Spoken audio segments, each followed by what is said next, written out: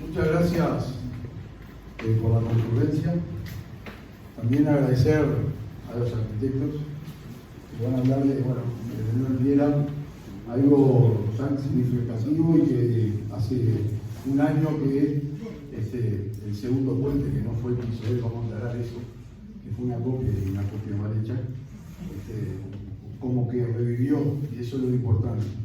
Agradecerle a Beatriz Birbiel, a Roseli Diana, a Rodolfo Fanchi, también agradecer especialmente a Pali Lorente, a Juan Andrés Sierra, que es de los promotores de esta actividad, también a Alberto Viera, el hijo de Leonel, un aplauso para él.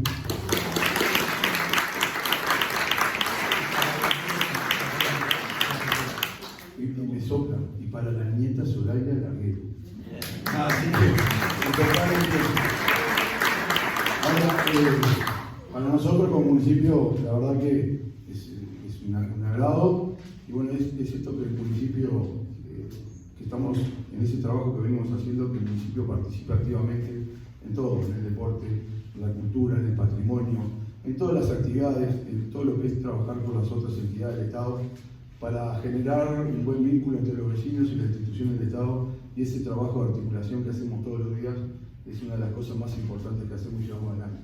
También tener dos personas como Pali y como Alberto, que son dos lugares icónicos e históricos de Maldonado, uno por donde estamos hoy, por Lorente, y el otro lo que significa el Puente de la Barra para todos nosotros, pues es un sello de identidad, así también como es un sello de identidad esta estación de servicio que ahora es el municipio de Punta Arenas.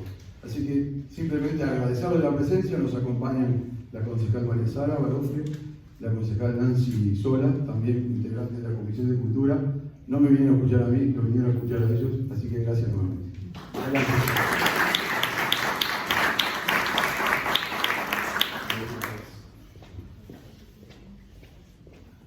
Buenas noches.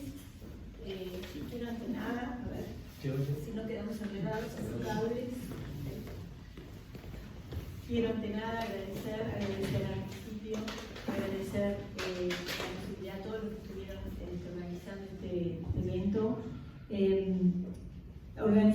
Agradecer especialmente al arquitecto Juan Andrés, que nos invitó y nos animó a presentar algunas cosas que todos sabemos, pero que en realidad es necesario volver a poner en valor la obra de este genial hacedor, porque, como decía Freycinet, un ingeniero que de alguna manera no, que patentó el uso del pretensado, del hormigón armado, del pretensado, decía que un ingeniero, más que un ingeniero, él se sentía un constructor, un hacedor para poder llevar a la materialidad las obras que eran el valor que tenía el cálculo. O sea, el cálculo no era valioso, sino se podía hacer y llevar a la materialidad y solucionar los problemas que la ingeniería estaba destinado a hacer.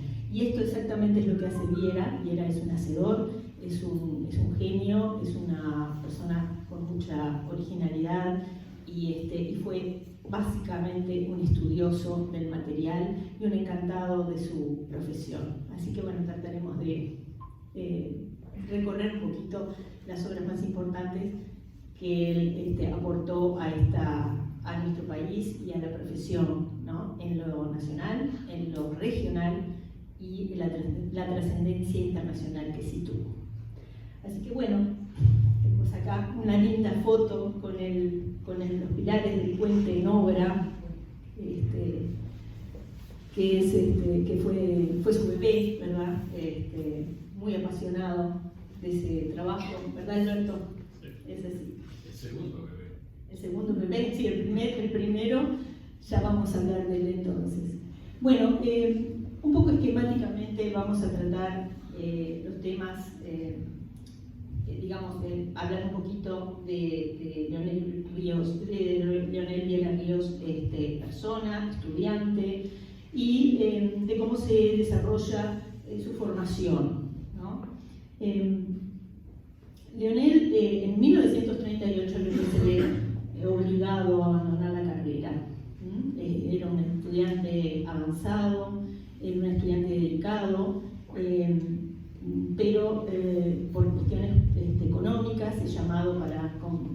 digamos, apuntalar a su familia y tiene que, casi siendo ingeniero, tiene que abandonar.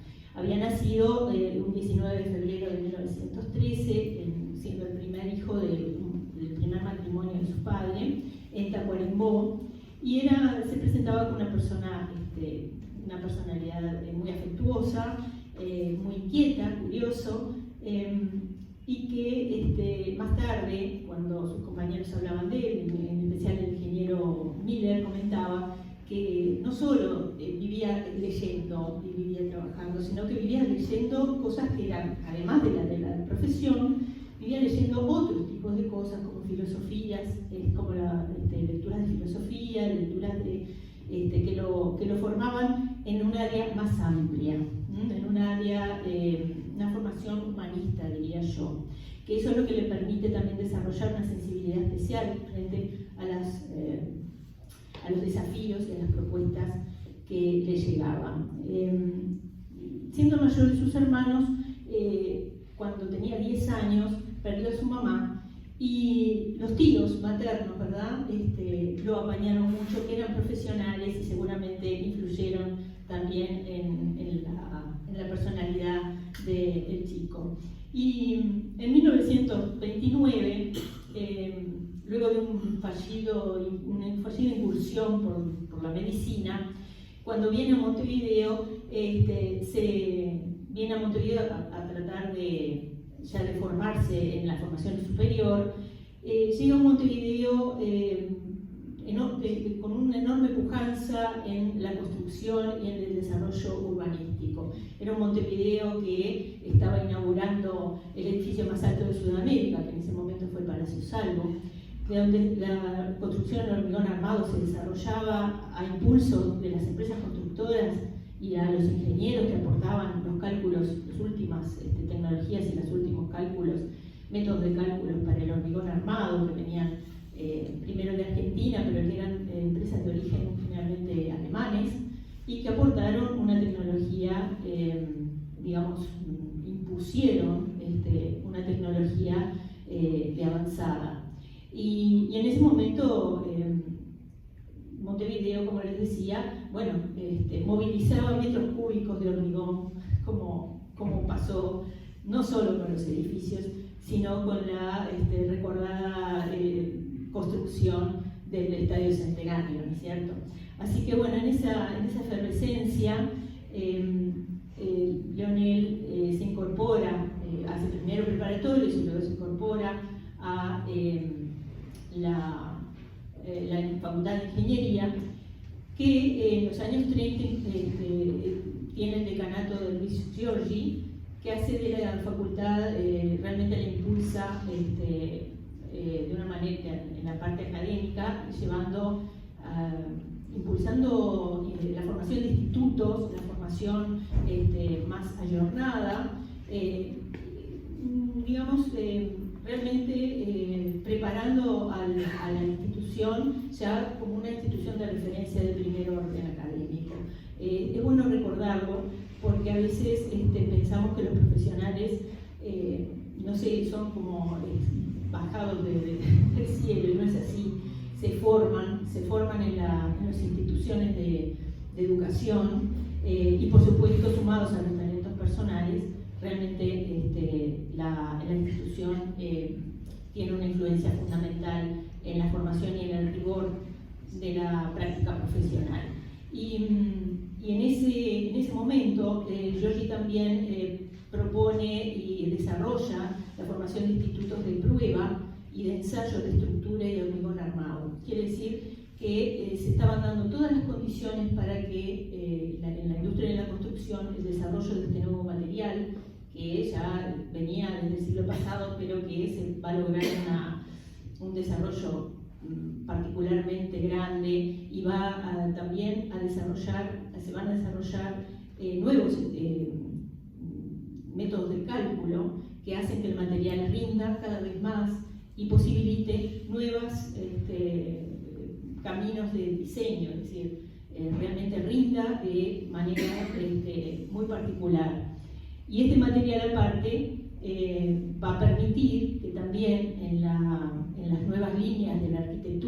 diseño también se desarrollen nuevos estilos, ¿no? Lo que mandaba la arquitectura moderna, con nuevos lineamientos en proporciones y con nuevas exigencias, acompañados además de una situación económica de bonanza en ese momento, que impulsaba al país a nuevos programas, ¿no? A desarrollos industriales, a nuevos programas de corte productivo, y todos esos nuevos programas realmente encontraron en el hormigón armado un material que rendía y digamos, ofrecía la superación de las expectativas en cuanto a la posibilidad y aplicación en esas construcciones nuevas y exigentes. Y ese nuevo lenguaje, ¿verdad? Empieza a colarse, ¿no? Y empieza a exigir nuevos requerimientos, y entonces en esas exigencias progresivas se van estudiando, en particular Leonel Viera va a estudiar muy particularmente el mejoramiento del material, y lo va a ir documentando en probetas, en ensayos de estructuras, generando, a veces se dice, esto lo digo en particular porque a veces se dice que Viera era audaz, que lo era, pero también se dice que era algo temerario, ¿no? Y temerario tiene un dejo negativo, ¿no? Pero Viera no era temerario, era macabrítico, en una palabra, ¿verdad?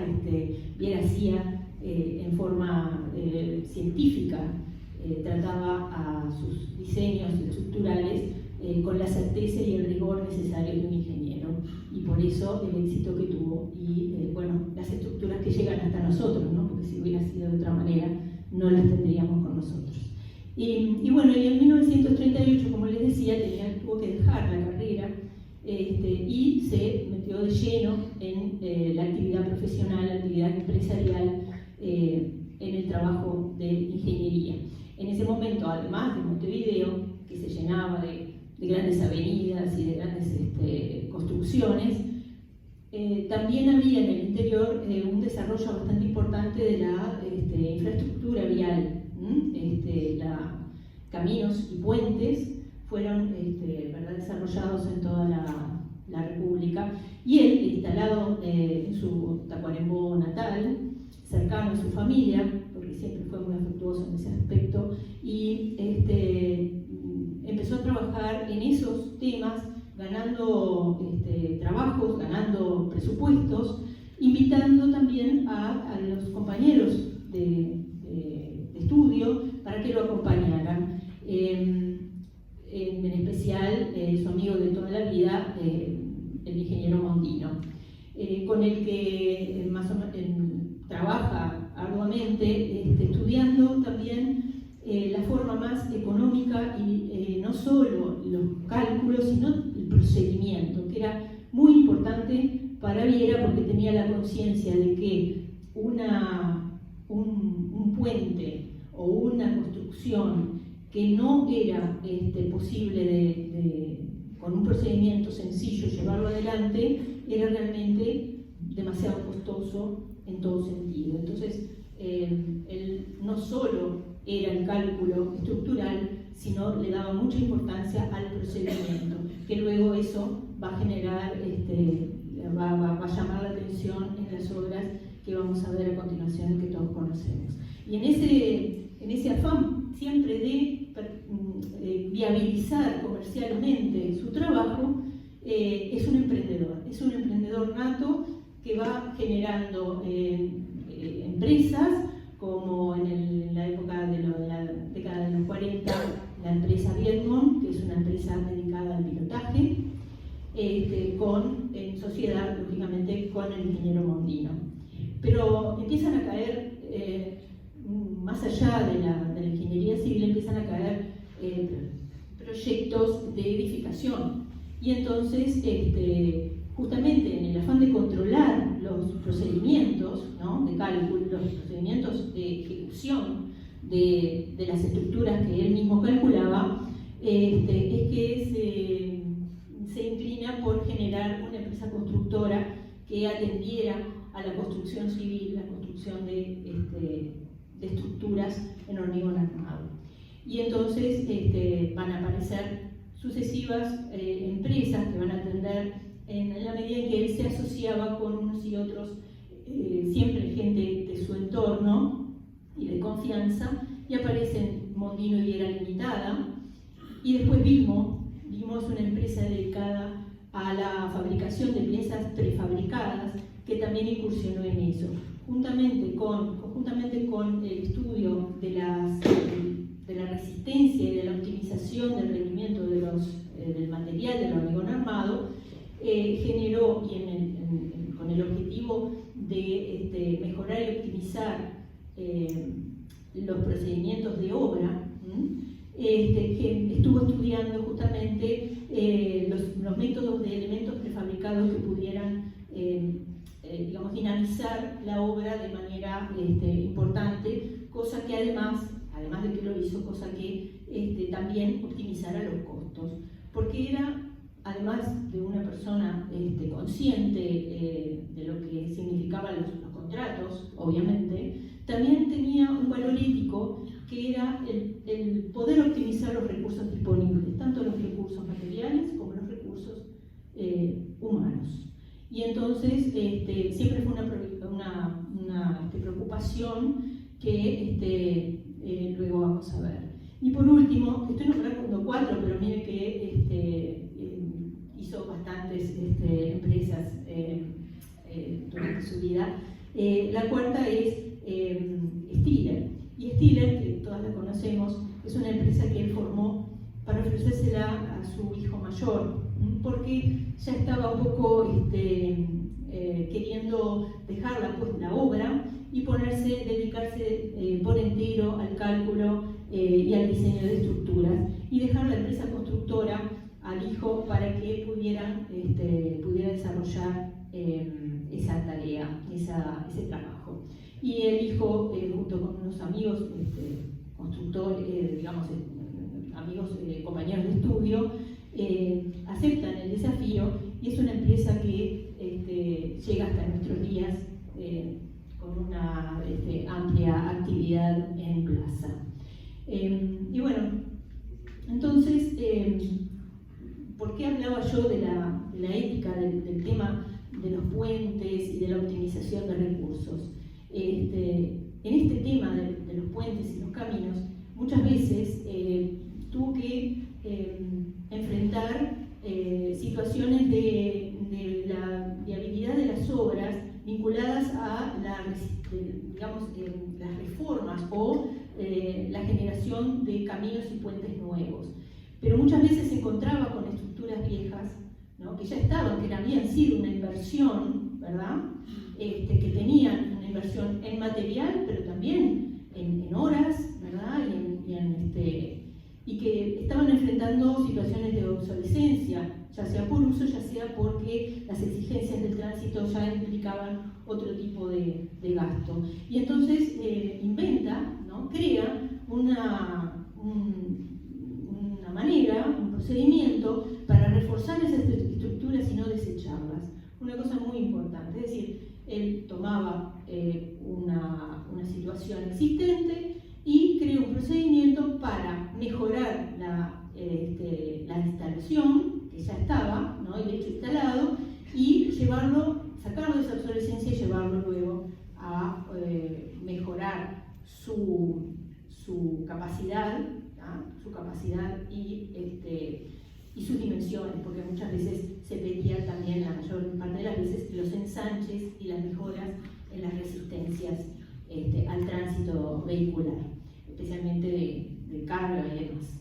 Y entonces crea un sistema incluso permitiendo el tránsito controlado durante la obra, lo cual es una cosa muy llamativa, ¿no? O sea, él consideraba muy importante que el tránsito no se cortara del todo y pudiera trabajarse en simultánea en ese puente. Y son sistemas que creo que fue utilizado, corregime Alberto, creo que fue utilizado en el Centenario, ¿no?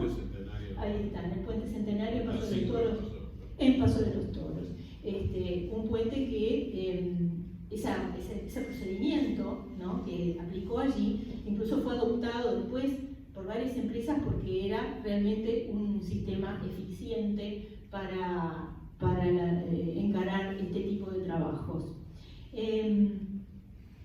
Y bueno, y llegó el momento en que a iniciativas del doctor Héctor Grauer se pretende generar una exposición nacional de la producción, para lo cual se necesitaba, ¿verdad?, un predio ferial importante. Y se hace un proyecto con varias construcciones, pero claro, la construcción estrella era el pabellón principal. Y el pabellón principal era un área que con las bases a la vista, era un área bastante exigente, un área que se necesitaba libre, sin apoyos intermedios,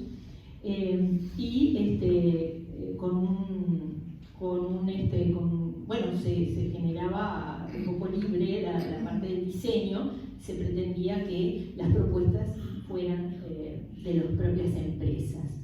Y entonces Leonel empieza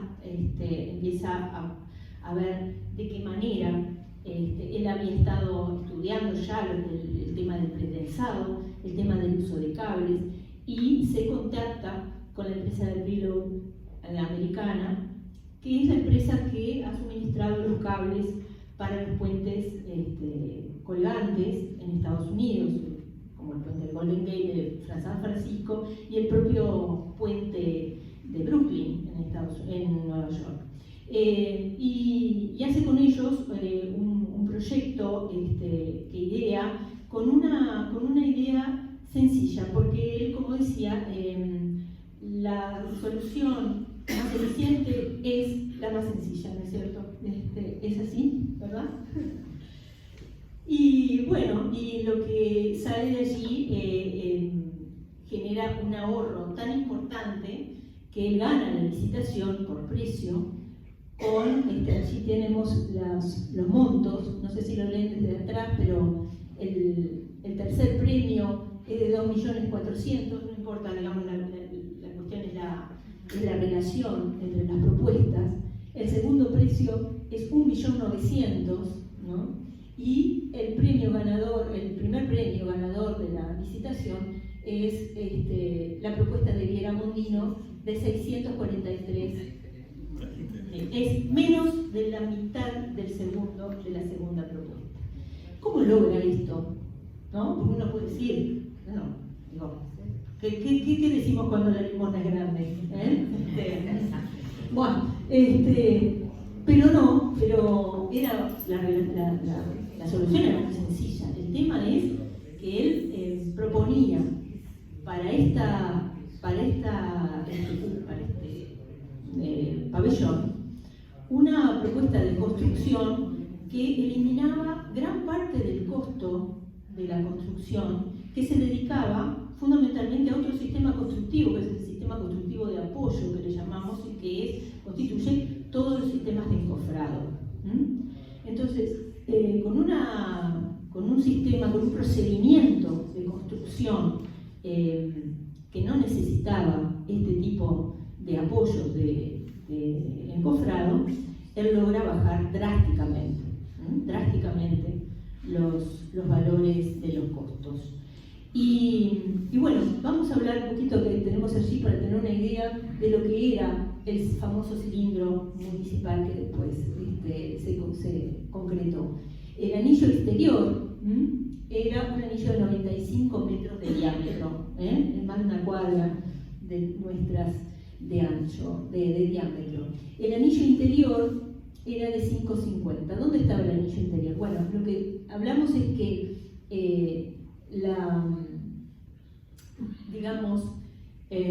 la construcción se formaba con un paramento en forma cilíndrica, ideado para ser llenado en hormigón armado con un, digamos, un encofrado deslizante que como si fuera un gran silo, ¿verdad? Y rápidamente, con los tiempos de fraguado correspondientes, completaba un gran cilindro, y por eso el nombre, ¿no? Un gran cilindro de hormigón armado de 18 metros de alto y apenas 10 centímetros de espesor de hormigón armado, en una esbeltez llamativa. Dos cosas: la seguridad de que ese muro iba a trabajar al mejor estilo, digamos, al mejor esfuerzo, que es la compresión, y el sistema de vibrado que tenía el hormigón y que necesitaba para lograr la capacidad y la resistencia necesarias para sostener lo que vendría arriba. Y arriba, la cubierta en sí mismo se colgaba de ese techo a través de una coronación de un suncho de acero, de donde iban anclados una serie de cables que se sostenían en el perímetro y en un anillo central. El anillo central es el que dice el anillo interior de acero de 5,5 metros de diámetro. Y las dos circunferencias concéntricas, ¿verdad?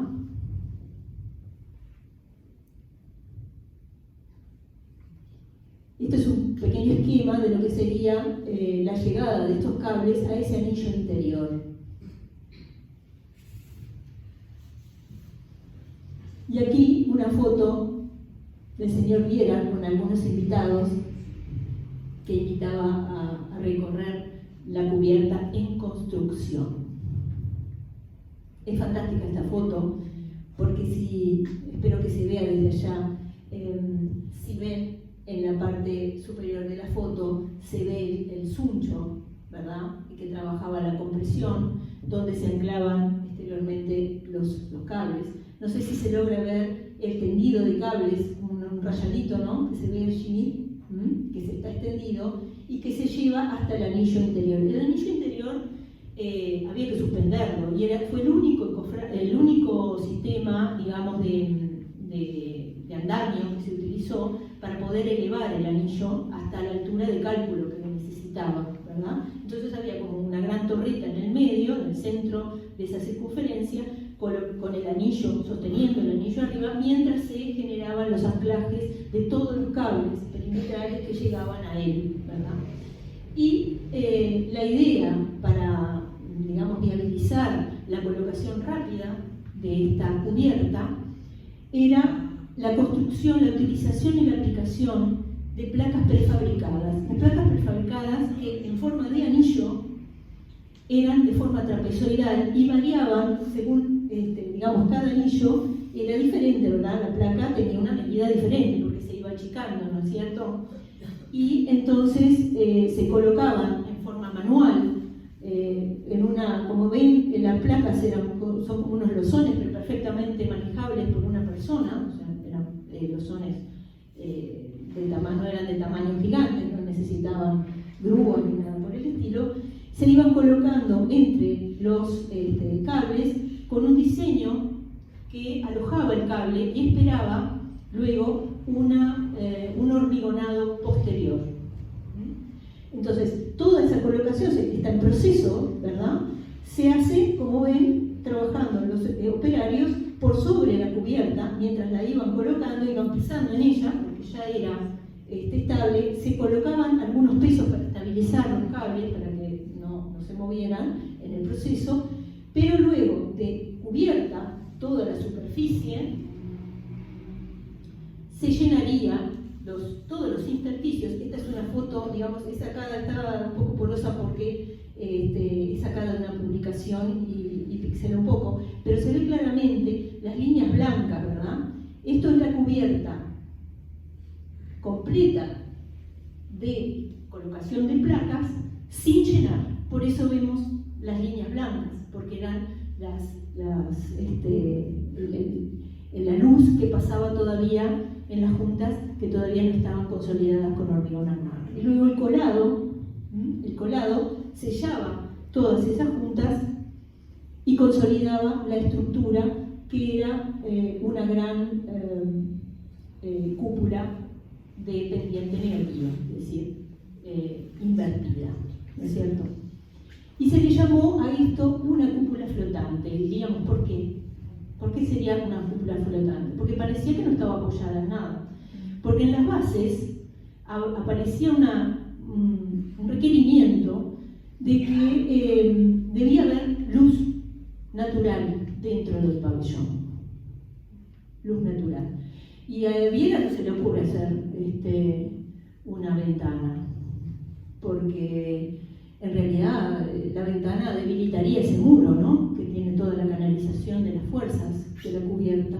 Entonces pretende y construye lucernarios en esta gran cúpula con el sencillo método de, en lugar de poner las placas macizas prefabricadas, cubría, no las colocaba en determinados lugares y cubría eso con elementos translúcidos. Y entonces, en esta foto, que es una foto, digamos, como fantástica, ¿no? La parte, vemos los aros concéntricos de digamos, el muro de hormigón, el aro blanco, que es el lucernario lineal en una circunferencia alrededor del muro, lo que generaba una luz rasante al interior del recinto, y ese aro concéntrico blanco que era el lucernario central, que daba directamente sobre el centro y lo que después sería la cancha, ¿no? Y esta era un poco el esquema que se veía. Esto que se ve allí son elementos de la luminaria, ¿no?, donde vemos el desarrollo de ese lucernario central. Y acá vemos claramente que es un techo que flota, ¿verdad? Es muy expresiva esta foto, que está sacada con un ojo de pescado, pero bueno, evidencia esta estructura fantástica. Eso que se ve es el tambor vertical, hecho todo en hormigón armado, y de vuelta el lucernario, la luz perimetral que entraba por el lucernario perimetral y el lucernario central. Y esta maravilla tuvo repercusiones nacionales, regionales y también internacionales. Porque, bueno, realmente era una forma absolutamente económica y fantástica de techar sin ningún tipo de apoyos intermedios una luz que luego fue superada en el Madison Square Garden, en la Madison Square Garden, que tomó esta solución para la confección de su arena, ¿no?, de su coliseo. Evidentemente utilizó este esquema, con la diferencia que en el Madison solucionó la pendiente negativa que tenía esta cúpula invertida, lo que era un inconveniente, sobre todo en Nueva York, que nieva, ¿verdad? Y había que, de eso, el nevar generaba un peso importante en la cubierta sustentante y evidentemente iba a ser un problema. Y ellos lo solucionan haciendo una doble cubierta, la sustentante, que es esta, es invertida, y una nueva por encima para canalizar los escurrimientos de las precipitaciones y demás. Y también en Estados Unidos llega toda esta información a la Universidad de Columbia, que rápidamente ponen en proceso de prueba y generan en su campus un modelo a escala que lo hacen que lo hacen construir a los propios estudiantes para que, con fines didácticos, ¿verdad? Y probar esta solución de manera, o sea, es la prueba de manera inequívoca de la aceptación y de la peculiaridad de esta solución. Esto, como yo les decía, era la solución que se utilizó en el Madison porque el anillo inferior, que es el sustentante, el estructural, ¿no? Se le agrega simplemente un anillo superior para generar una nueva cubierta de protección, digamos, de la cubierta estructural.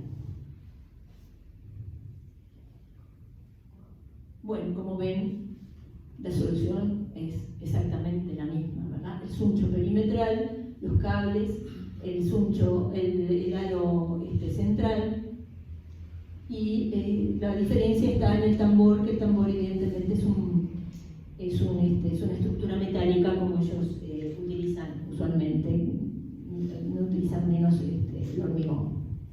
Estos son dos vistas, una exterior y la otra del edificio terminado. Y bueno, me interesa comentar que una estructura nueva como esta y exigente, evidentemente, necesitaba pruebas y bueno,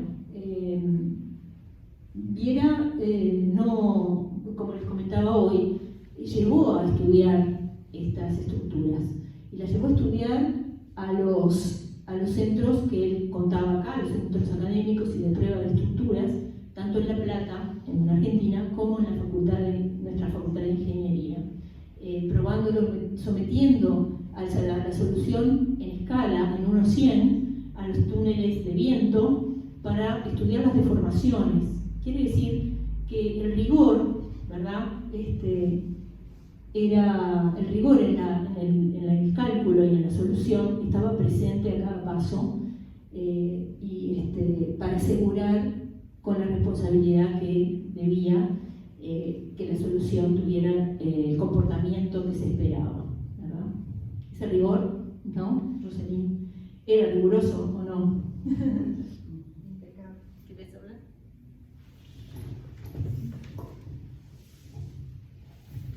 Bueno, yo realmente tuve el honor y el privilegio de trabajar con Viera cuando recién entró a la Facultad de Arquitectura y pude palpar de cerca directamente su manera de calcular. Era una persona sumamente, o sea, se veía el genio y la humildad, ¿no? Él podía sentarse y conversar con uno como de par a par.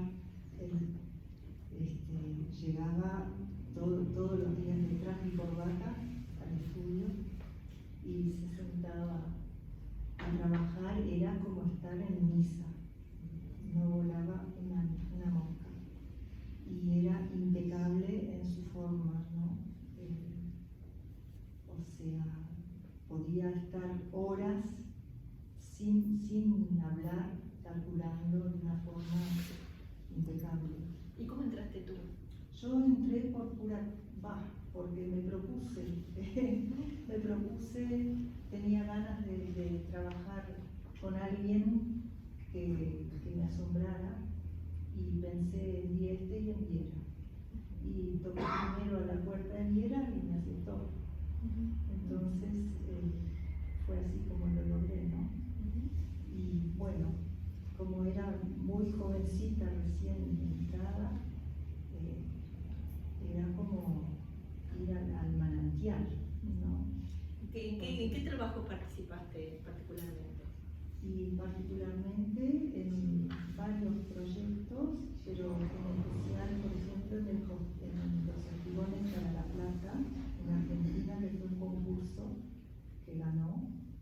Y bueno, presenté todas las piezas de entrega, las hice yo porque estaba sola, no había más nadie en el estudio. Y sacó el primer premio.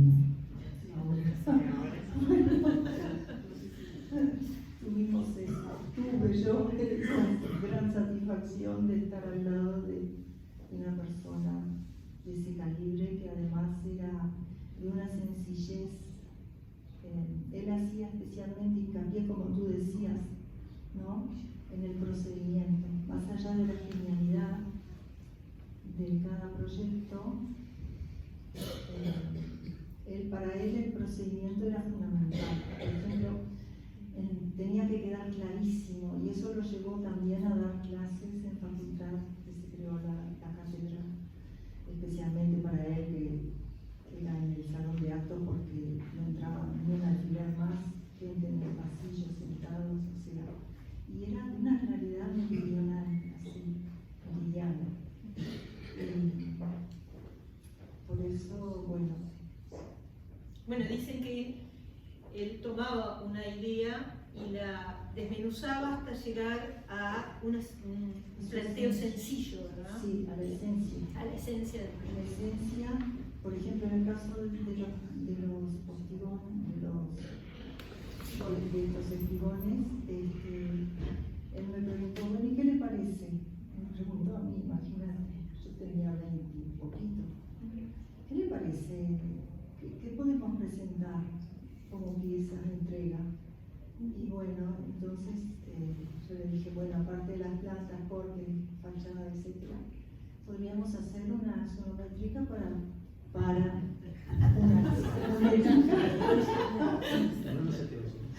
una sonométrica para mostrar el sistema constructivo, ¿verdad? Y le pareció bien, entonces hicimos como si fuera una 3D. Una exonométrica es un dibujo Es una en volumen, ¿verdad? Una perspectiva perfecta con ángulos exactos a 45 grados. Y bueno, y funcionó. Y después también estuve creo que era un concurso para el Arroyo Polanco, acá en Uruguay, que al final no corrió. Eso que vino un amigo de él que era un gran acuarelista. ¿Que era un puente? Era un puente también, sí. Y bueno, y después en otros temas que no recuerdo ahora, pero estuve casi 4 años trabajando con él, con un año de viaje que estuve fuera hasta que falleció. ¿Y cómo era el vínculo, Carlos, con los arquitectos? Bueno,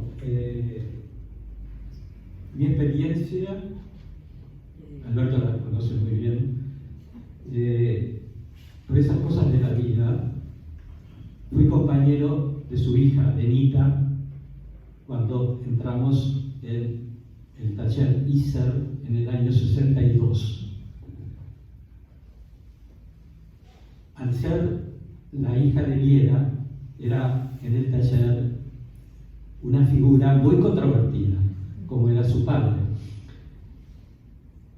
Las 2 materias que nosotros teníamos que aprobar para pasar a segundo año eran construcción y teoría de la arquitectura. Yo me tomaba el 104 desde el centro a Punta Gorda. Ese viaje me llevaba 1 hora. Entonces, en esa hora de ida, en esa hora de vuelta, yo estudiaba teoría leyendo los libros que teníamos que presentar para rendir el examen. En esa casa tan especial, con una familia tan única, rescato la parte de docencia, no como estudiante avanzado, sino comenzando arquitectura. Todos los días, a las 5 de la tarde, dejábamos de estudiar y nos juntábamos a tomar el té. Los 4 muchachos de Tiller, 4 de nosotros de arquitectura,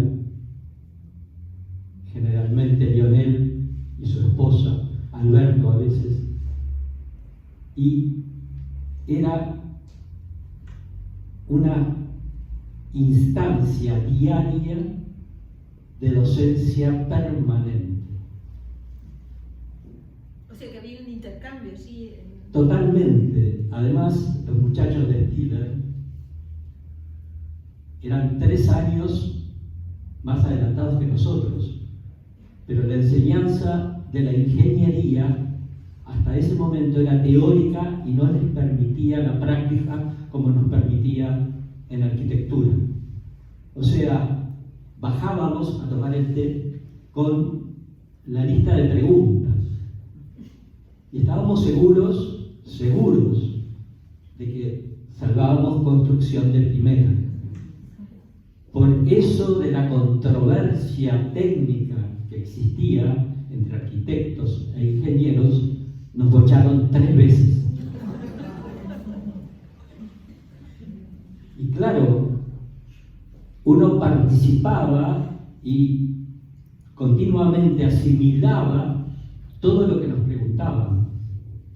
No tengo acá para hacerlo gráficamente, pero su señora servía el té, generalmente yo estaba al lado y así íbamos pasando la taza de té hasta el último que llegaba a ella. Ese era el rito que hacíamos todas las tardes.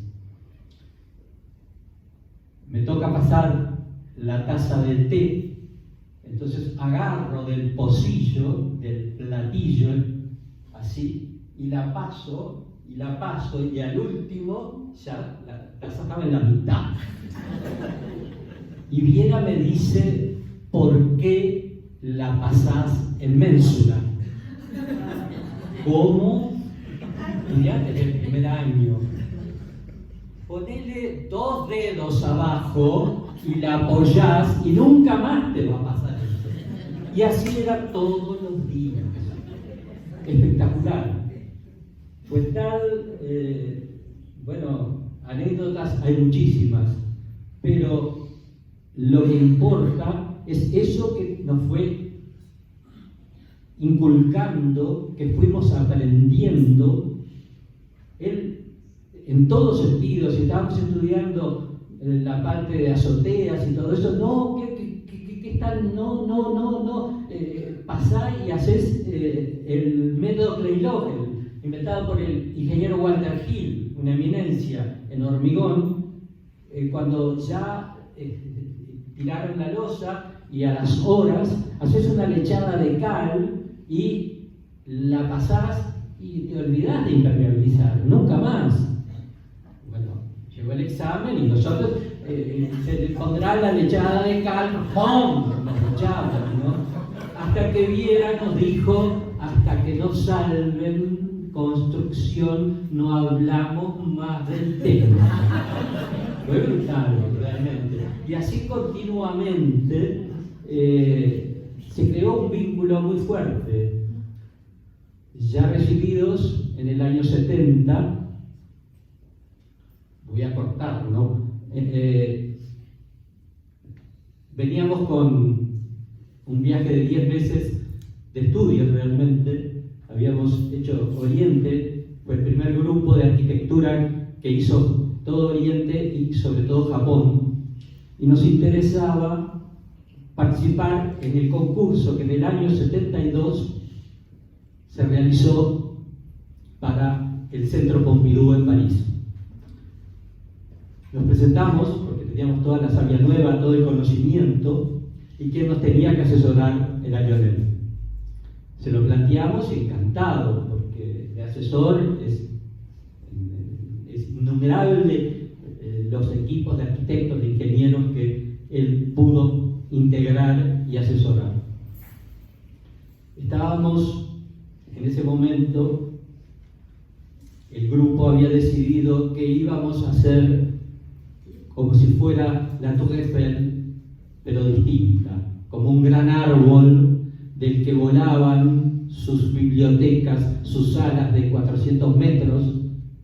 Y Lionel, después que le planteamos la idea, creó una membrana doble donde trabajaba una compresión y la otra tracción, y por el espacio que quedaba entre ambas membranas iban todas las canalizaciones.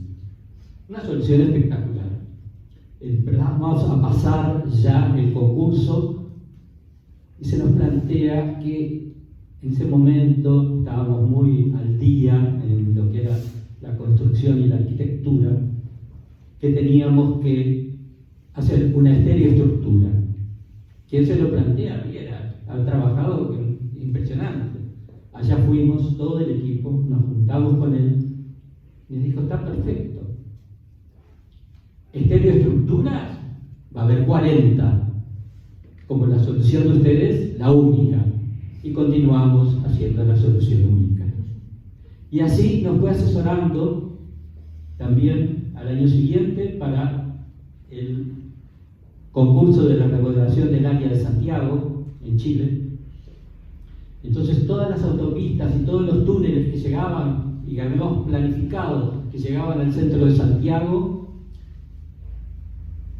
él ideó que iba a usar todo el gas de los automóviles y por unas bocas, con un modo de aspiradora, los succionaba para después utilizarlos. Claro, en ese momento, junto con los padres de Pali, fuimos a Santiago y con un grupo de arquitectos, y había conferencias magistrales como la de John Bracken, y les pasamos cuál era el número y el código de nuestro proyecto, y hasta ahora lo tengo guardado, el telegrama que me mandó Bracken. Evidentemente no habían entendido nada. Por aquí la dejo.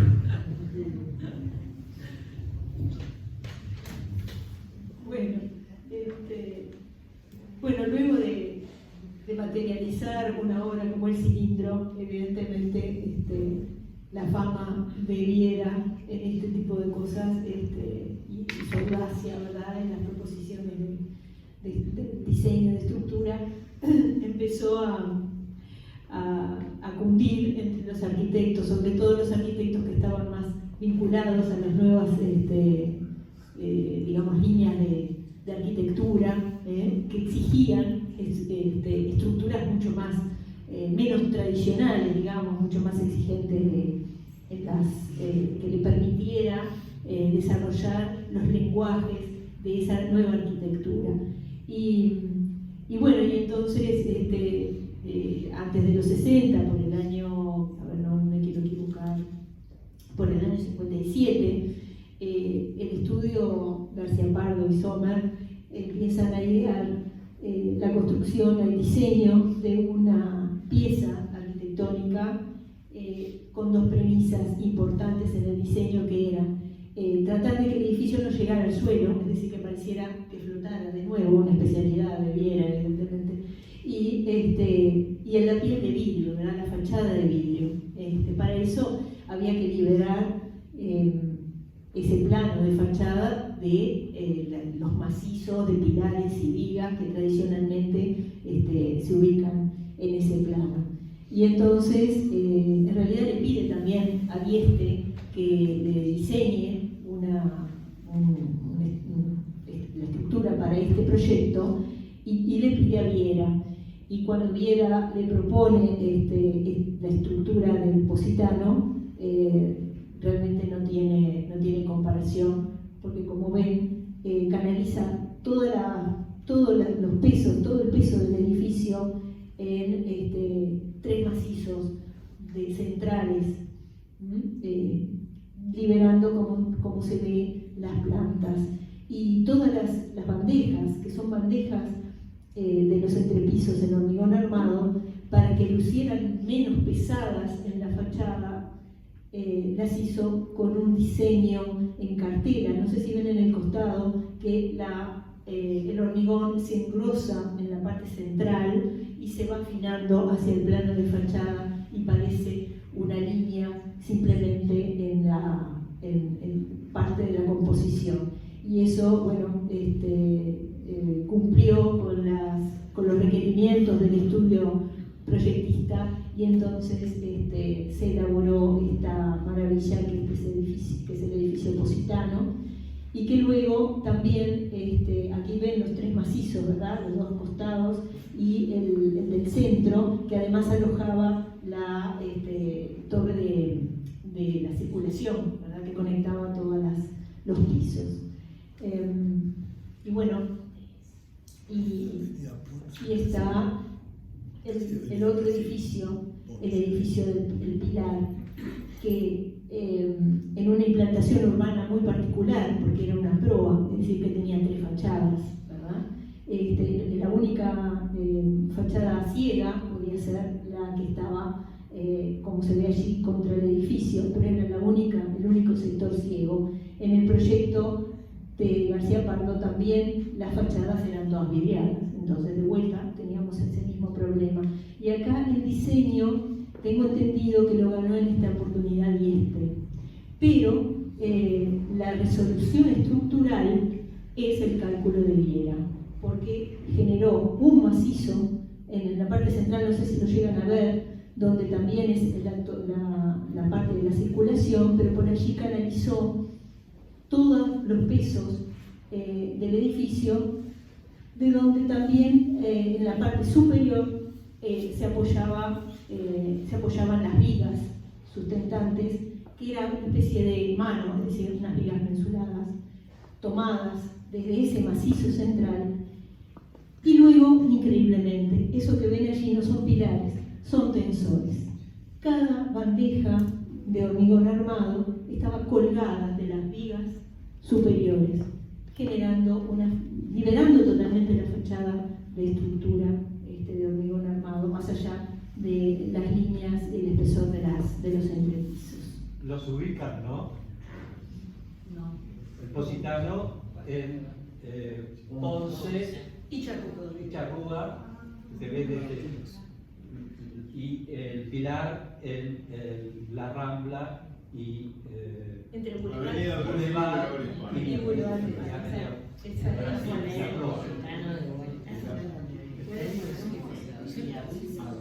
El diseño de la estructural de Pilar le valió a Viera ser invitado a consultar como consultante de una estructura, de una implantación de un edificio muy similar, así igual en la esquina, pero más grande, que fue el edificio de Pirelli en Buenos Aires. Y se resolvió, la estructura es exactamente muy análoga, se cuelga totalmente en los entrepisos de unas vigas mensuradas en la parte superior, una cosa realmente una maravilla. Bueno, Viera llegó a trabajar mucho en Argentina en vinculación con los estudios de allá como consultante y también como con la empresa Vierno de pilotes, donde ganó varias licitaciones, entre ellas la licitación para las cimentaciones de las instalaciones industriales de YPF, con más de 1.200 pilotes construidos y más de 10.000 metros cuadrados de cubiertas de hormigón armado. Pero también estuvo, su audacia lo llevó a vincularse con el arquitecto Williams. El arquitecto Williams era un pionero de las cáscaras, ¿verdad? Los sistemas de cubiertas de cáscaras de altísima resolución, y encontró en Viera un socio para el cálculo y para la ejecución de estas piezas especiales muy particular. Entraron en vinculación a través de un proyecto para la casa de los Ditela acá en Maldonado, que luego no se concretó, pero que siguieron, hay escritos muy emotivos de Williams hacia cuando se entera de la pérdida de Viera.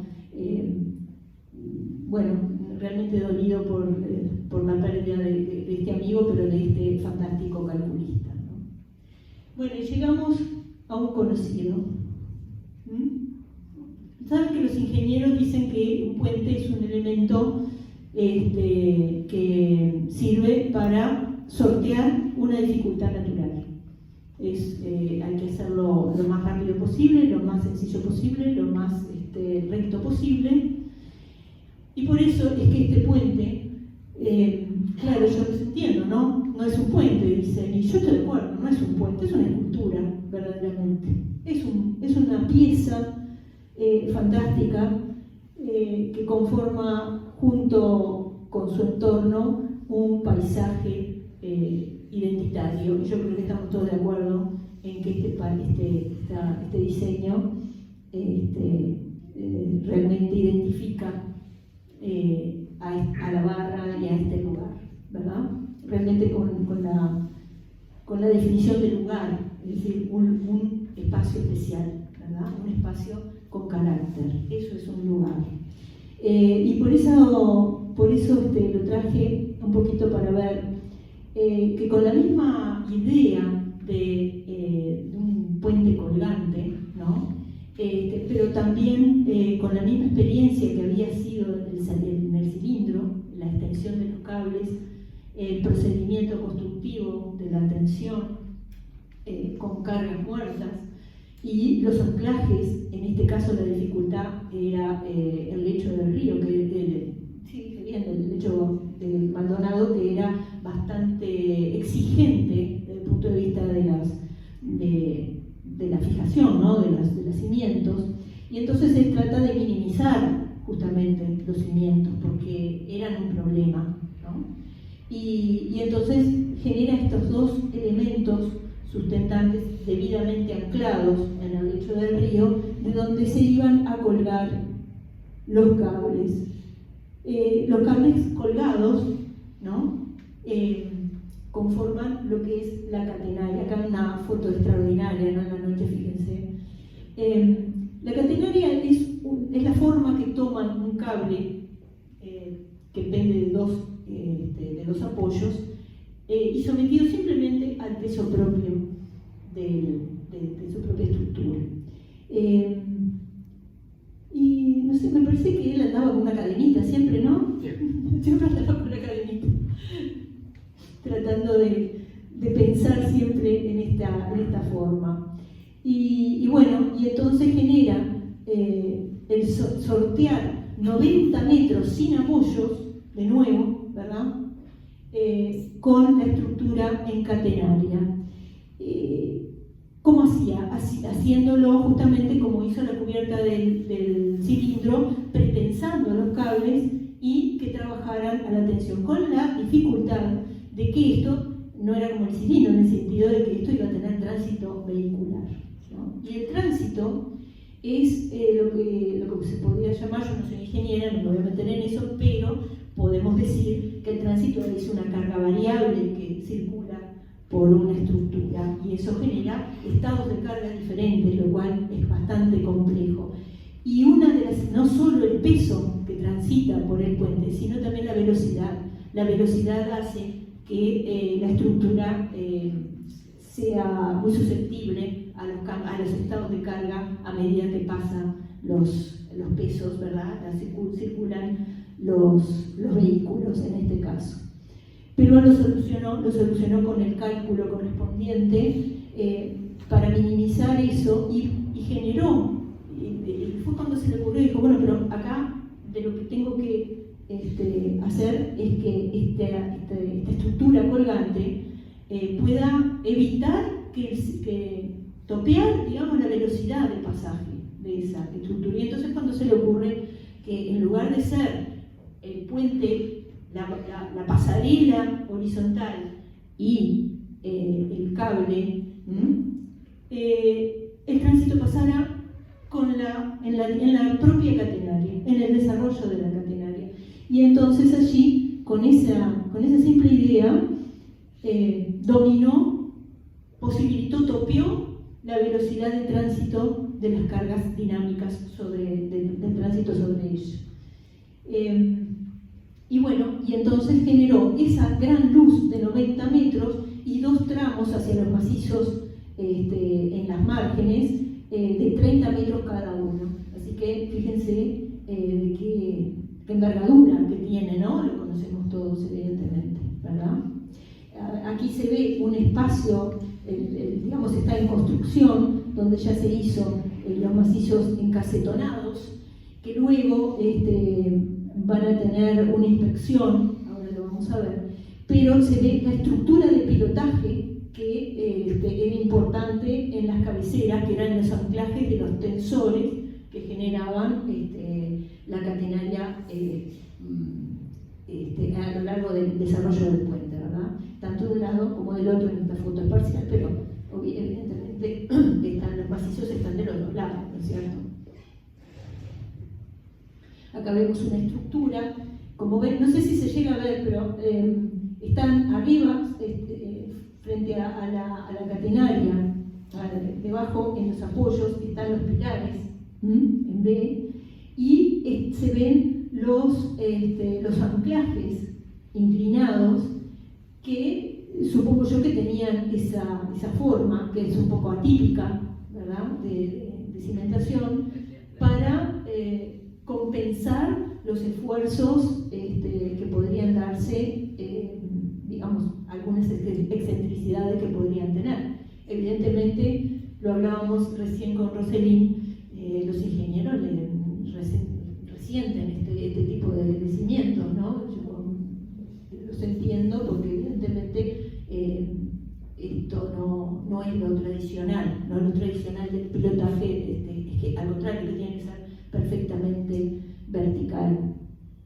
Y bueno, hay algunos detalles, ¿no?, de los macizos de cable llegando a los anclajes y demás, que es demasiado técnico, pero me gustaba mostrárselos porque esto era estudiado de forma suficientemente concienzuda.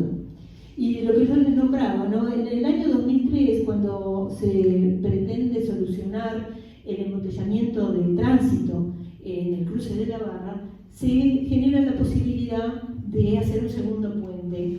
Y bueno, tengo entendido que la comunidad no le gustaba hacer otro puente allí, en fin, pero finalmente se construyó un segundo puente y en esa oportunidad se contrató al profesor Paulo Elene, que es un especialista en hormigón armado y en patología del hormigón, para que viniera a auditar la estructura del viejo puente de Viera. Y entonces, Paulo Elene vino, evidentemente, y hizo un informe donde encontró algunas patologías vinculadas más bien, más que nada, porque la estructura del hormigón armado era, como decía hoy Carlos, es una estructura que tiene, es como de doble carpeta y tiene casetones perdidos en determinados lugares. Y esos casetones, que eran de otro material, creo que era de yeso, empezaron a actuar en 40 años de uso permanente, ¿no?, del puente.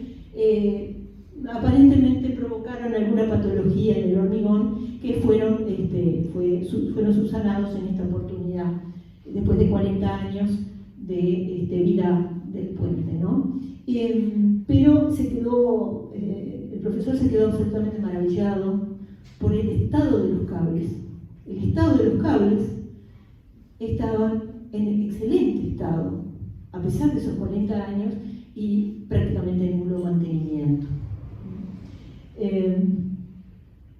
El profesor, yo lo llamé, lo contacté para decir, bueno, ¿cuál era exactamente la innovación, ¿no?, en este puente? Porque les decía, claro, este puente que es de banda, se llama de banda tesa, es decir, la pasarela está pretensada, ¿no? En catenaria se utilizan en el mundo, pero son estructuras para peatones, para pasajes peatonales. No se utilizan para el pasaje de tránsito vehicular. Así que podemos decir que este ejemplo es único en el mundo en estas condiciones de uso, ¿no? Por eso es tan especial y debería ser valorado de otra forma. Y él decía entonces justamente que el diseño estructural original de la banda tesa en catenaria, que se pretensó además con el sencillo procedimiento de la sobrecarga en carga muerta y el el llenado de los intersticios, como hablábamos en el caso del cilindro, con un hormigón de especial resistencia. Y sin necesidad de ningún otro elemento como gatos de postensados convencionales. ¿Cuál era el tema? Los cables se tensaban, o se tensan aún hoy, con un sistema de vaina, es decir, el cable sustentante, o sea, el cable tensante, es un cable que va recubierto de una vaina y donde la vaina va en contacto con el material del hormigón armado y el cable queda libre haciendo el esfuerzo. En este caso, el cable se tensa, se llena y queda en total contacto con el hormigón armado y por lo tanto queda absolutamente recubierto, protegido por un hormigón armado de alta capacidad. Y por otro lado, la otra innovación que hizo fue el material. El material que trabajó son cables galvanizados, lo que hablábamos recién, sin envainar. El cable galvanizado en Estados Unidos en general también se utiliza, pero de vuelta se utilizan las estructuras funitensales, pero se utilizan envainados.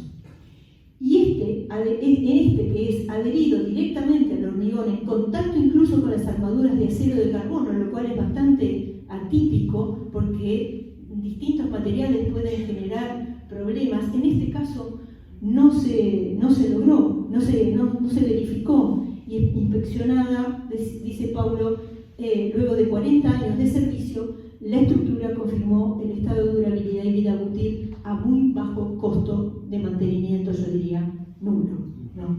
Bueno, quiere decir que allí vemos y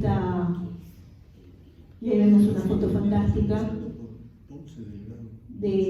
con esa elegancia, ¿verdad?, que tiene el diseño, que conforma realmente una unidad paisajística excepcional, además de todo, ¿no es cierto? Para complementar y en esta foto se ve claramente, quiero leerles un poema. Al puente curvo de la Barra Maldonado en Uruguay. Es un poema del año 1968 de Pablo Neruda. Entre agua y aire brilla el puente curvo, entre verde y azul las curvaturas del cemento, dos senos y dos cimas con la unidad desnuda de una mujer o de una fortaleza, sostenida por letras de hormigón que escriben en las páginas del río. Entre la humanidad de las riberas, hoy ondula la fuerza de las líneas, la flexibilidad de la dureza, a obediencia impecable del material severo. Por eso, yo, poeta de los puentes, cantor de construcciones, con orgullo celebro el atrio del Maldonado, abierto al paso pasajero a la unidad errante de la vida.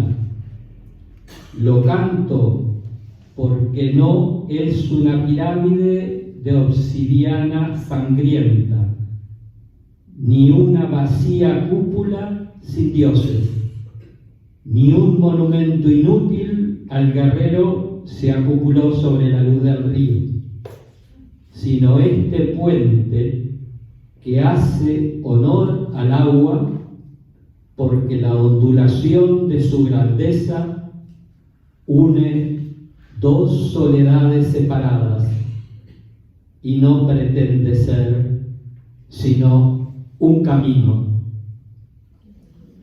Juan Andrés nos comentaba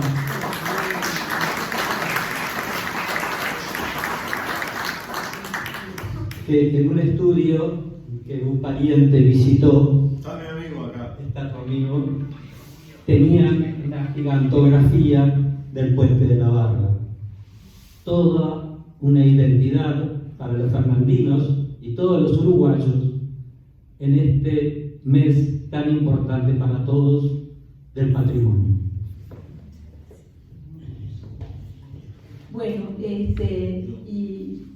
Bueno, no vamos a negar que frente a la grandeza de Pablo Neruda y su especial talento, evidentemente el puente no desentona, ¿verdad? Es realmente una poesía en la construcción y no es el puente como elemento estructural, es una especialidad del ingeniero.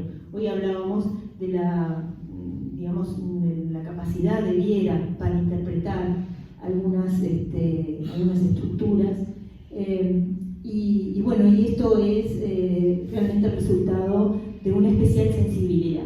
Yo creo que como ingeniero él era un humanista y mantenía determinados estándares para la interpretación de determinadas propuestas. Y no es casualidad, y les voy a decir por qué. O sea, no es algo, bueno, el puente le salió así porque estaba con el cable, ¿no? Y ya lo sabía, y bueno, le quedó así, no le quedó así. Le voy a explicar por qué. No es el único puente que hizo especial, no lo es. Ganó una licitación para el puente de Potomac, para el río Potomac en Washington, donde uno de los requerimientos era muy especial la inserción paisajística de esa estructura en ese lugar en Washington, D.C. Lamentablemente no he conseguido datos y por eso no tengo fotografías. Y también en los años 69, el del río Potomac creo que fue en el 70, algo así, pero en el año 69 sacó una mención para un trabajo de los arquitectos, recordando Vanini, Caraboto y Inda y no recuerdo quién más, para una propuesta paisajística para el lago de Como en Italia. El que conoce el lago de Como sabe que el paisaje es absolutamente hermoso. Y una de las prerrogativas de la propuesta era incidir lo menos posible. Imagínense un puente en un lago, incidir lo menos posible en el paisaje. Y entonces Viera, que no puede negar una sensibilidad sobre ese tema, les propone a los arquitectos proponer en el proyecto un puente subacuático, es decir, un túnel suspendido en el agua, por debajo de la superficie del agua, para que no genere ningún problema al paisaje, y sacan la primera mención, no ganan el proyecto, pero sí sacan una mención especial por esta propuesta. ¿Cuándo fue en los años 1964? Se genera la necesidad de un puente de conexión binacional entre Uruguay y Argentina a la altura de Paysandú Colón. Y entonces Viera propone un puente flotante sobre el río Uruguay, que es muy especial. Él estudia concienzudamente el lecho del río para ubicar el arco que permitiría el tránsito fluvial, ¿no? Pero luego, al llegar para las márgenes, pasando ese arco, que tenía una particularidad porque era móvil, ¿no? ¿Verdad? El resto de las pasarelas, eran dos pasarelas en los dos sentidos, ¿verdad? De ida y de vuelta, para el tránsito vehicular, era sostenido por unos casetones de acero inoxidable que iban suspendidos en el agua, o sea, flotando, eran los flotadores de la pasarela. Esos casetones eran huecos. Entonces, no se le ocurrió otra cosa, Viera, que parquizar esa pasarela. Y entonces genera un proyecto como este, 2 cintas a los lados, tenemos el arco, y entre medio un lugar de paisaje, de esparcimiento, parquizados, lugares de pesca, un parador, donde el puente, entre comillas, era un destino para ir un domingo, el puente, a quedarse al puente, a estacionar por allí y ver el atardecer en el medio del río. No me digan que eso no es una propuesta fabulosa. Decí cómo era el arco, que no, yo no sabía ese detalle. El arco, ¿verdad? Estaba en el sector más profundo del lecho, ¿verdad? Que era el canal de tránsito, ¿no? Claro, ese arco era móvil, porque así podía pasar cualquier barco, un barco de gran tamaño, podía pasarse, se desamarraba, digamos, la parte del arco central, que se abría con la corriente río abajo, pasaba el barco y luego con un motor fuera de borda se volvía a enganchar. Qué perfecto. Bueno, esta propuesta lógicamente no tuvo, dijeron, es demasiado, dijeron bien, es demasiado, Sí. y no pasó. No, pero bueno, no se hizo por temas políticos, ¿no? luego, bueno, no entremos en eso, pero bueno, el asunto es que obviamente fue igual llamado, gracias, Obviamente fue igual llamado para la dirección de la obra de un puente tradicional en una licitación internacional, y se hizo el puente Paysandú Color que todos conocemos. Y bueno, y en el vínculo, que ahora va a hablar Carlos, del vínculo con los esteticistas o con los arquitectos, a esta altura ya Viera aceptaba cualquier desafío que los diseñadores pudieran proponerle, y entonces empezaron a aparecer, bueno, en el caso, este proyecto especial del acceso al balneario Salinas, o el memorial para JFK, para Kennedy, que está en Argentina, en La Pampa, un proyecto de 1955, el arco, que sigue tan campante, ¿verdad? Siguen estando allí sin ningún inconveniente. Quiero que me gustaría que vieran, no sé si se nota en la foto, el espesor de la cáscara de ese arco. No sé, nunca lo fui a medir, un día me voy a bajar y lo voy a medir, pero debe ser 10 centímetros, no debe ser más esa estructura. Te complemento. y acá viene otra línea. Sí, te complemento lo que decía Beatriz. Éramos varios los colegas que trabajamos con Viera en ese momento, entre ellos Eduardo Canale, Pipi Butler, y en ese momento estábamos haciendo las plantas del Bariloche Center y del edificio Kennedy acá en Godero. Entonces eran con espacios que teníamos que equipar y proponer distintas variantes para que así los futuros propietarios pudieran comprar las unidades. Nosotros hacíamos eso y Viera, entre otras cosas, estaba calculando en su blog Peñarol. ¿Saben por qué, no? Porque No tenía... digas eso, no digas eso. ¿Cómo que Nos van a no? tirar algo. No, nos tiran. ¿Por qué le llamaba Viera papel Peñarol? Porque hoy es lo que sería un papel reciclado.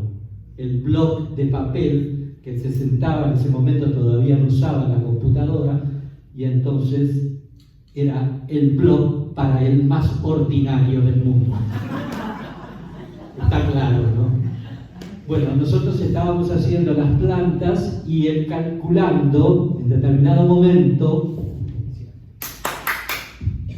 equipo de los plásticos, vengan acá. Entonces estaba haciendo un puente para Estados Unidos, de los tantos que diseñó. Nosotros mirábamos, ¿qué les parece? Está perfecto, ¿no? No. Separe un poco más los pilares, haga el acceso por este lado, bueno, nos miraba impresionante. Y continuaba trabajando y de pronto volvía a golpear las manos y decía, plásticos tenían razón. Cuando la estética me seguí trabajando y logré una sección con menos hierro, quiere decir que la belleza y la técnica van de la mano.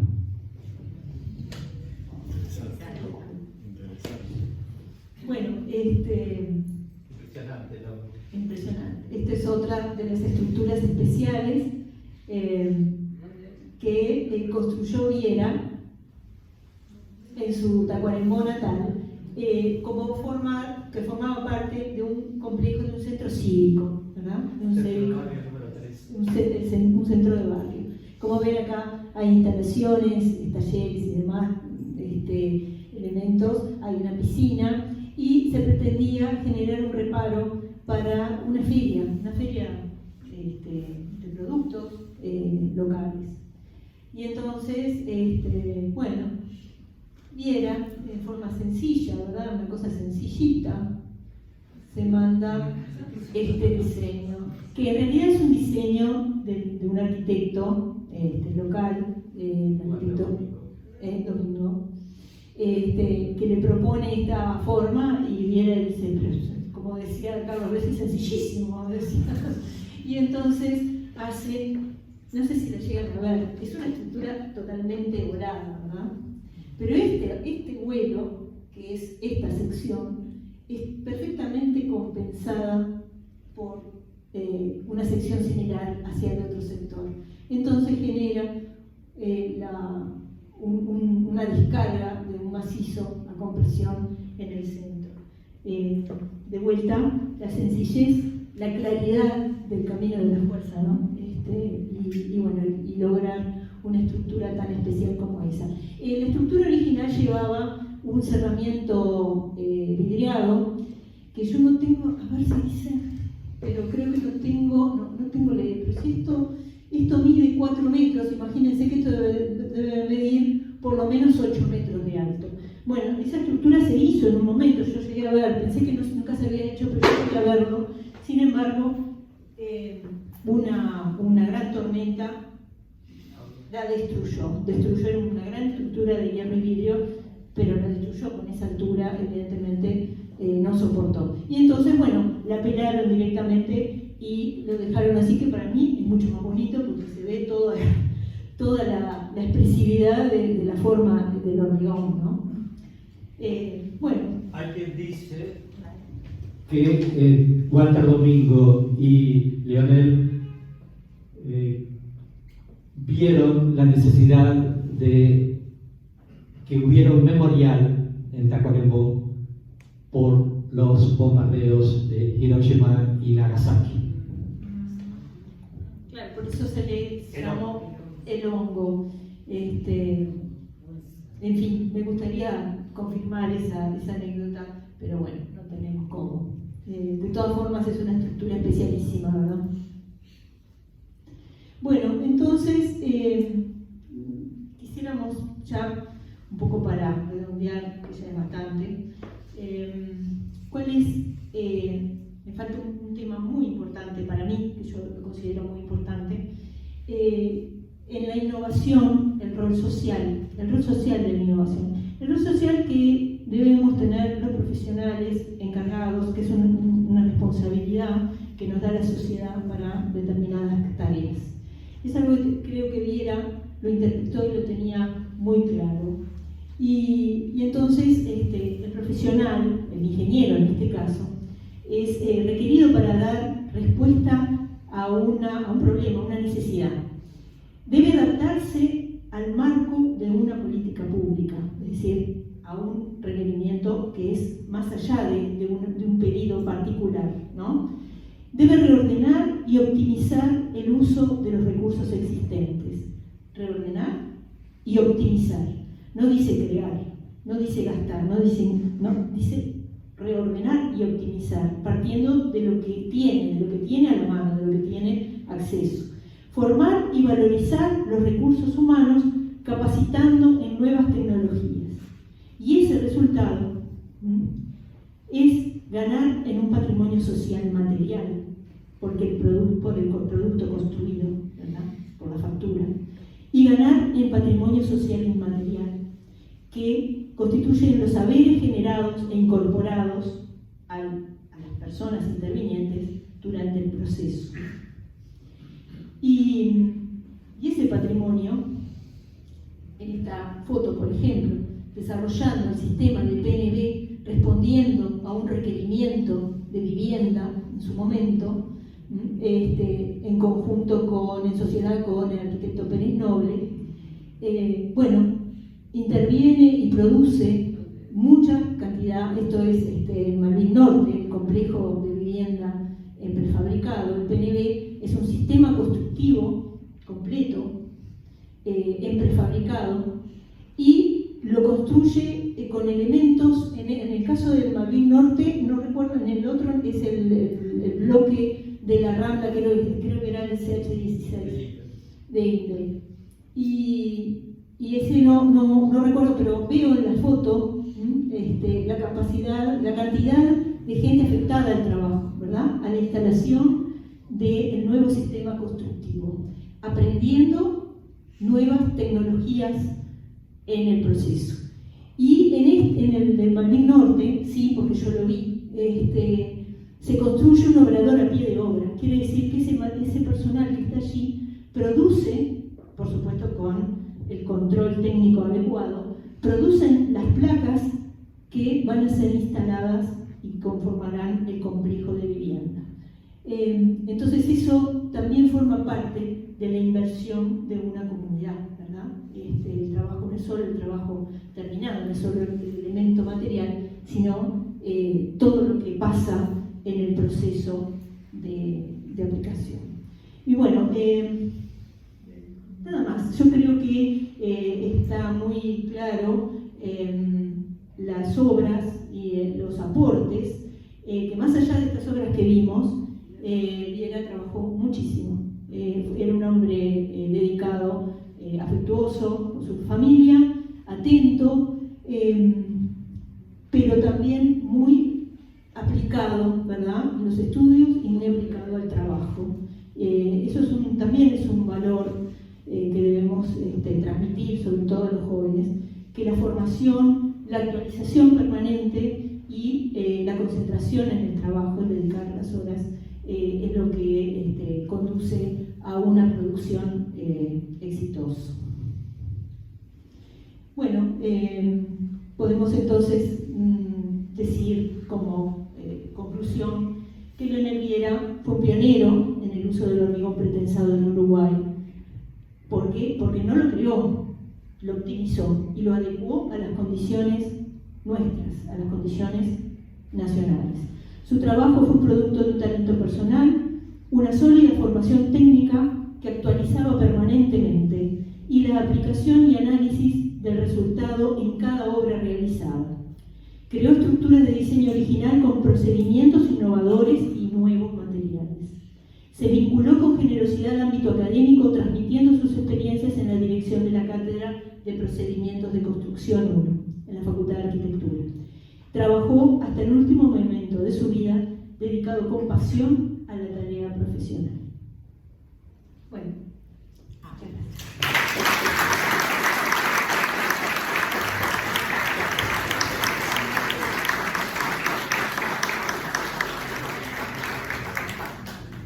Nos gustaría ahora, aparte de que sentir algunos comentarios de Alberto, también de Olga, que trabajaron mucho, ellos en Pérez Noble, me comentaba recién. Así que les damos la palabra a ustedes y por favor, adelante.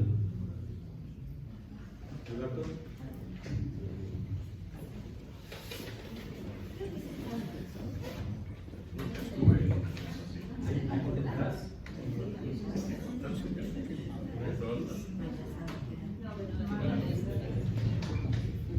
Después Olga y... No, ¿qué puedo decir? Lo que quieras. Muchas gracias. Melizar. Lo que quieras. Y sentir todo esto, sobre todo las anécdotas, algunas sabía y otras muchas no, todo eso de que se juntaban los 4 estilos, después de 4, no sos solo vos que te pasa. Y charlaban todo lo de las tasas de té. Me dice realmente. Muchas gracias por todo. Y ¿qué me puedo decir? Olga.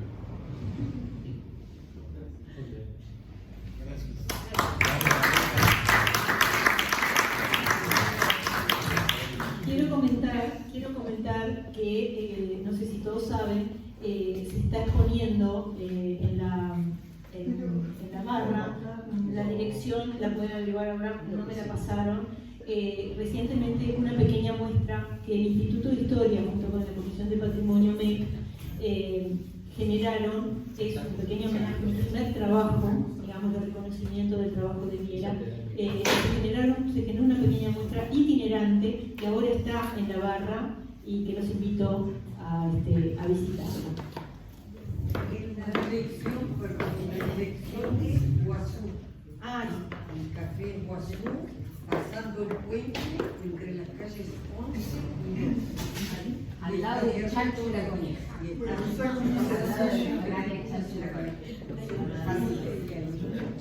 Algo muy sencillo, una experiencia.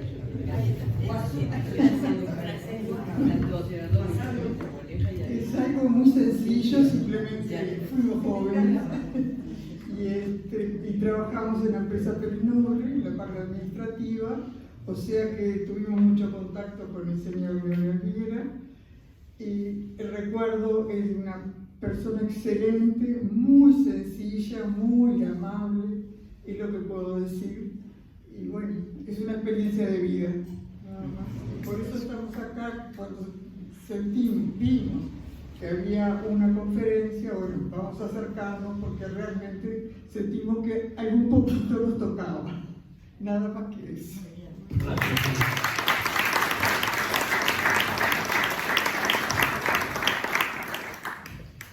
Voy a agregar solo una cosita. Homero Pérez Noble me contaba que además de todo eso que tú dijiste, Leonel era un extraordinario matemático. Y eso es un tema que parece obvio, pero no es poco.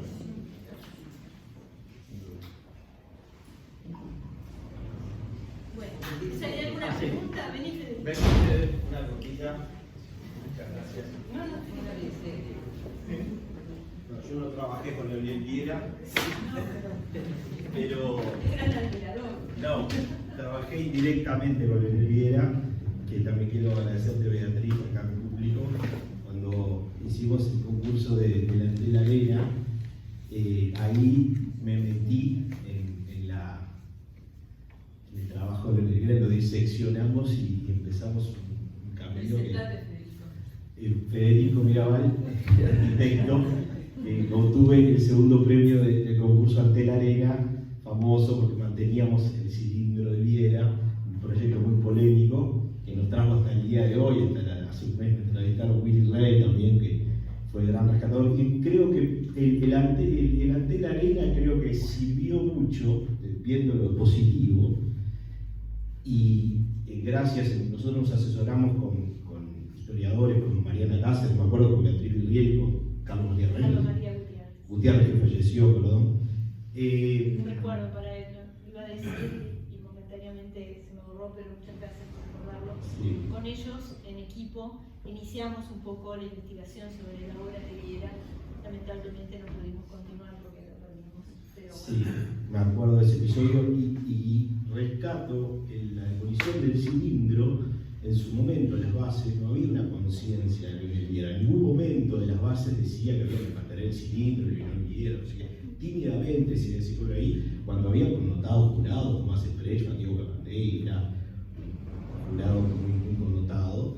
Y creo que eso ayudó, de alguna manera, en este acto de construcción de identidad, de resaltar la figura de Leonel Viera, darnos cuenta de la barbarie, es decir, de no ponernos en valor de lo que es la figura de Leonel Viera. Creo que ese hecho muy simbólico de la demolición del cilindro sirvió para también empezar a construir que cada vez que empezás a meter en el bien a la relación con Dieste, o sea, es bestial.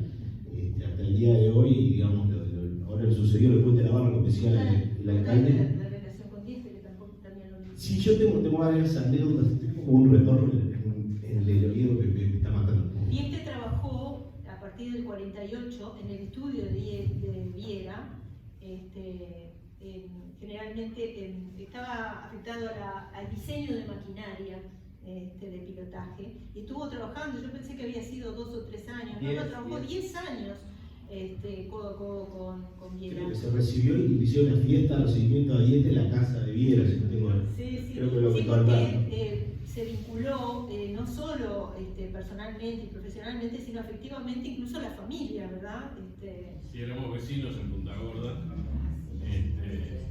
Yo soy amigo de los 4 hijos mayores. Después tuvo una cantidad de hijos dientes que le perdí. Ahora nos metimos a diseccionar ahora con el discurso del Puente de la Barra, que falla la estructura de Ponce, que tuvimos con la Casa de Cuidado del Plano, con un asesoramiento de ingeniero Hernández también y con otros arquitectos, nos pusimos a estudiar, a ver qué había pasado. No hay un peritaje claro de qué sucedió con el segundo puente, pero volvió a emerger la figura de Viera, porque ¿cuál es el puente que quedó? Es el que hizo Viera. A pesar de que Ponce era otro monstruo, ingeniero del país, que creo que además, una cosa que no se dice, pero no cualquiera es capaz de copiar el puente de Viera y hacerlo. Solo un tipo como Ponce creo que tuvo la capacidad de replicar ese puente. Creo que hay muchas teorías sobre que el otro puente no trabaja la catenaria, hay muchas teorías, pero nosotros no hemos accedido a un peritaje técnico que deberíamos tener como sociedad, es decir, contratar a algún asesoramiento internacional y que diga qué es lo que pasó. Porque hay una teoría que falló un pilote contra Punta del Este ahí, que ya había tenido problemas en obra, y que fue lo que causó aparentemente se llegaron los cables que estaban en vaina y no sí, mirá que estudiamos el tema, hay muchas teorías, pero no hay un peritaje firmado que alguien diga, no, esto señores fue lo que pasó.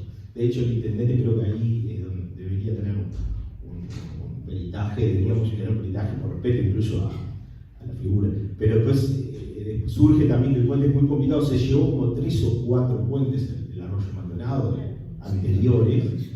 Y bueno, que esa idea de poderlo apoyar, que hubiera querido apoyarse fuera del agua incluso, porque por el problema que tú decías del lecho. Pero evidentemente ahí vuelve a emerger y nosotros ahora estamos, digamos, haciendo el homenaje a Viera indirectamente con el proyecto de Delantera Arena y ahora estamos trabajando en un proyecto de un puente que se le hizo llegar al intendente, que era un puente briga con un museo, homenaje a Noel Viera, distinto, porque también y lo discutimos con Willy Rey, incluso en la familia Viera creo que ganó plagio por el segundo puente, que es verdad, es una copia y que además extemporánea. Si vas a hacer un puente hoy, hacelo con la tecnología, con el concepto de la época. Entonces, replicar una forma, creo que hay Willy, y con la polémica, Willy de la idea que si se hace un nuevo puente tiene que ser igual. Yo le dije, Willy, para mí estás equivocado, volvés a caer en el plagio. Ya se cayó una vez en el plagio y falló el plagio. No, se cayó en el sentido de que se hizo una copia.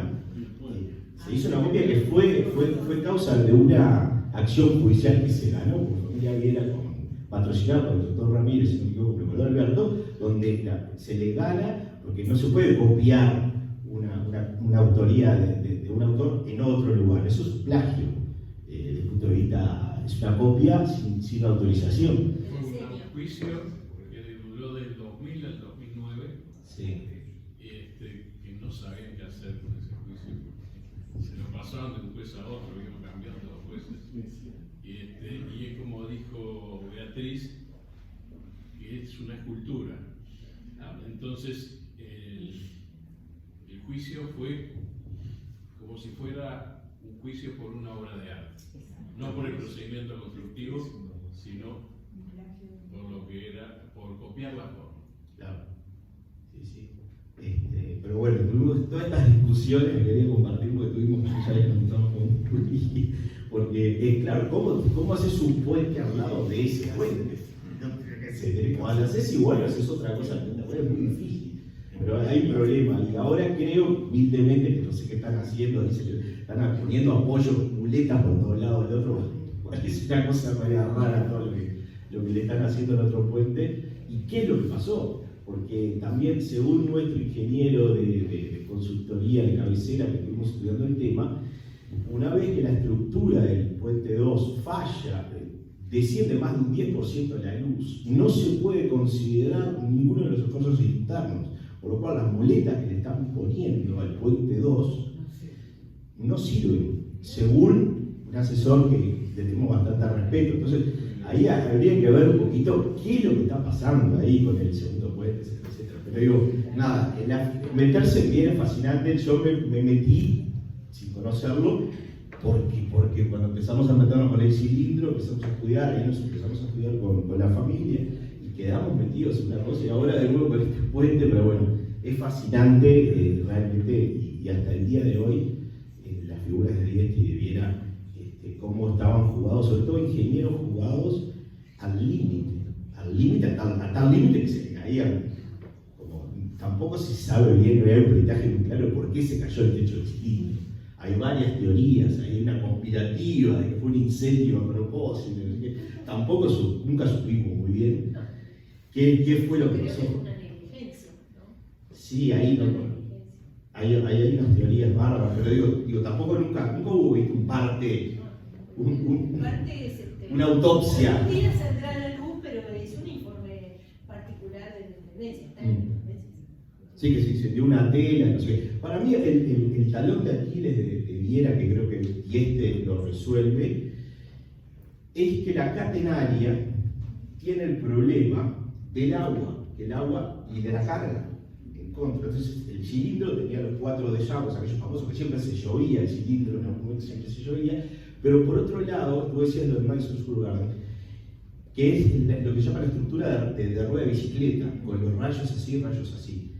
Lo que es genial del cilindro, tan impresionante, que Viera resuelve la estructura de rueda de bicicleta solo con la parte de abajo, por un tema económico para mí. Porque el tipo no había dinero para hacer la otra cubierta como hizo el Madison Square Garden más allá de lo de era de una economía, lo mismo el puente de la Barra, era de una economía brutal, que un retorno acá. Pero el problema que tiene la catenaria, que es fascinante desde el punto de vista de la forma en catenaria, y que es la forma más eficiente que tiene la naturaleza para todo, tiene el problema en nuestro caso de la carga y del agua, que Dieste hace toda la obra de Dieste es una sola idea, que es la curva de la catenaria, pero así. Toda la obra de Dieste son catenarias, desde los techos así hasta un silo así, pero es la misma curva catenaria, que es fascinante. Trabajó, pero la trabaja en bóveda. En cambio, Viera la trabajaba así, que tiene sus problemas. Me encanta así la curva, pero tiene sus problemas. En realidad, matemáticamente, la fórmula es diferente, porque la catenaria tiene una fórmula matemática particular, un desarrollo, y la fórmula de Viera, tengo entendido, de vuelta no soy ingeniera, pero se parece, es más parabólica, es una parábola, y matemáticamente tiene una fórmula de desarrollo diferente, la fórmula de desarrollo de la parábola. Pero sí, evidentemente, la curvatura resuelve un montón de problemas. El puente de la Barra tiene un tema de seguridad que ahora muchos están criticando. Sé que, claro, viste que el puente sucedió accidentes ya en el medio, la visibilidad de la catenaria tiene toda la espectacularidad de la forma, desde el punto de vista de la ingeniería de tránsito, también genera un problema de seguridad. Hoy jamás te permitiría en el mundo hacer un puente catenario por normativa de seguridad. Bueno, podría hablar ahora de Viera porque es fascinante.